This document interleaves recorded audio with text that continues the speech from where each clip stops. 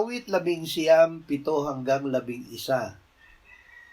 Ang kautusan ng Panginoon ay sakdal na nagpapadauli ng kaluluwa. Ang patotoo ng Panginoon ay tiyak na nagpapatalino sa kulang sa kaalaman. Ang mga tuntunin ng Panginoon ay matuwid na nagpapagalak sa puso. Ang utos ng Panginoon ay dalisay na nagpapaliwanag ng mga mata. Ang pagkatakot sa Panginoon ay malinis na nananatili magpakailanman.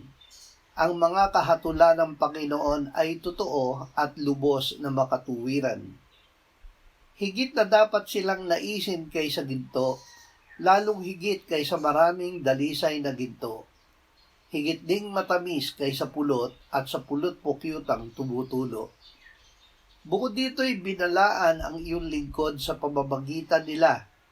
Sa pagsunod sa mga iyon ay may dakilang gantimpala. Ang presensya ng Diyos. Ibinigay ng Diyos ang kanyang mga utos upang ating sundin. Ang pagsunod sa utos ng Diyos ay pag-ibig sa Kanya. Ang pagsunod din sa utos ni Jesus ay pag-ibig sa Kanya. Sinabi ng Panginoong Jesus, "Siyang mayroon ng aking mga utos at tinutupad ang mga iyon ay siyang nagmamahal sa akin.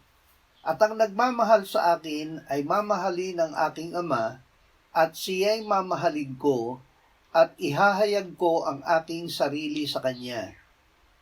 Kung ang isang tao ay nagmamahal sa akin, ay kanyang tutuparin ang aking salita at siya'y mamahalin ng aking Ama at kami lalapit sa kanya, at kami gagawa ng tahanang kasama siya.